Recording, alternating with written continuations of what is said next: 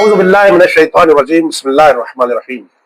मुहर्रमुल हराम का चांद देखकर आइमा अहले बैत अलैहिस्सलाम क्यों रोते थे, क्यों गिरिया करते थे? ये वो सवाल है कि जो उम्मन मोमिन पूछते हैं कि मुहर्रमुल हराम का चांद देखकर आइमा अहले बैत अलैहिस्सलाम गिरिया क्यों करते थे?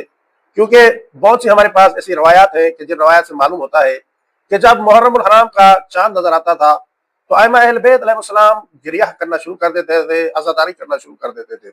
यहाँ तक कि हजरत इमाम रजा अलैहिस्सलाम की एक रवायत मौजूद है।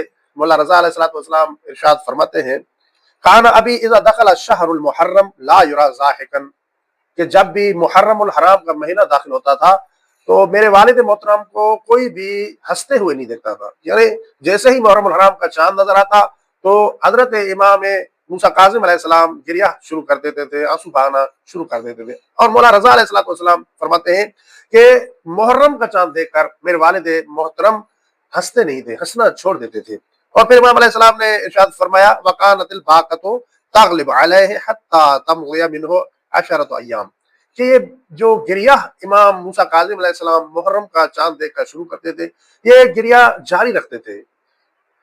ये गिरिया जारी रहता था, इन पर गालिब रहता था, यहाँ तक कि इमाम अलैहिस्सलाम ने फरमाया कि 10 मुहर्रम का जब दिन आता था तो 10 मुहर्रम वाले दिन इमाम अलैहिस्सलाम की कैफियत तब्दील हो जाती थी, हालत तब्दील हो जाती थी इमाम मूसा काज़िम अलैहिस्सलाम की। और इमाम अलैहिस्सलाम ने फरमाया, फ़ाइज़ा काना यौमुल आशिरु काना ज़ालिकल यौमु यौम मुसीबतिही व हुज़्निही व बुकाइही, कि जब आशिर का दिन आता था यानी आशूर का दिन जब आता तो इमाम मूसा काज़िम अलैहिस्सलाम की कैफियत तब्दील हो जाती। हम क्या फरमाते हैं, फ़ाइज़ा काना यौमुल आशिरु काना ज़ालिकल यौमु यौम मुसीबतिही व हुज़्निही व बुकाइही, कि जब आशिर यौम आशिर होता यानी आशूर का दिन जब होता तो वो यौम मुसीबत होता इमाम मूसा काज़िम अलैहिस्सलाम के लिए, यौम हुज़्न होता। उस दिन इमाम मूसा काज़िम अलैहिस्सलाम हुज़्न में रहते थे, मुसीबत में रहते थे। और फिर इमाम ने फरमाया, व यक़ूलु हुवल यौमुल लज़ी क़ुतिला फ़ीहिल हुसैन, और इमाम मूसा काज़िम अलैहिस्सलाम इरशाद फरमाते थे कि ये वो दिन है कि जिस दिन हुसैन इब्ने अली अलैहिस्सलाम को शहीद किया गया बेदर्दी के साथ। मौलवी किराम, इस रवायत से मालूम होता है कि हजरत इमाम मूसा काज़िम अलैहिस्सलाम जब भी मुहर्रम का चांद देखते थे तो वो गमज़दा हो जाते थे, आंसू बहते थे। अब सवाल यह है कि आइमा अहले बैत अलैहिस्सलाम मुहर्रमुल हराम का चांद देखकर गिरिया क्यों करते थे?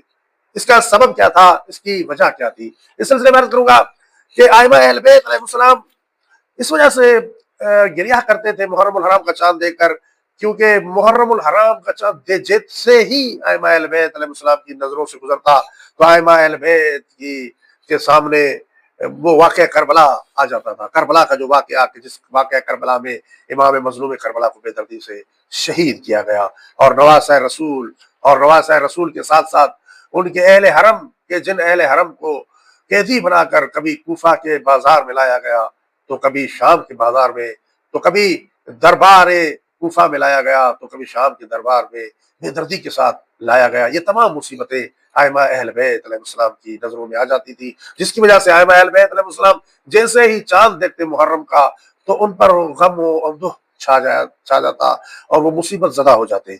और इसी तरह से दोस्तों, आइमा अहले बैत अलैहिस्सलाम को वो कुर्बानियां याद आती थी, जो कुर्बानियां इमाम हुसैन अलैहिस्सलाम और असहाब हुसैन ने दी। उन कुर्बानियों को याद रखना हमारी जिम्मेदारी है। आइमा अहले बैत अलैहिस्सलाम बताना चाहते थे कि ये जो कुर्बानियां दी हुसैन ने, असहाब हुसैन ने, इन कुर्बानियों को कभी फरामोश न करना, भूलना नहीं। और यही वजह है आज तक मुहिब्बान अहले बैत अपनी मुसीबतों को तो भूल जाते हैं लेकिन अहल बैत की मुसीबत को नहीं भूलते।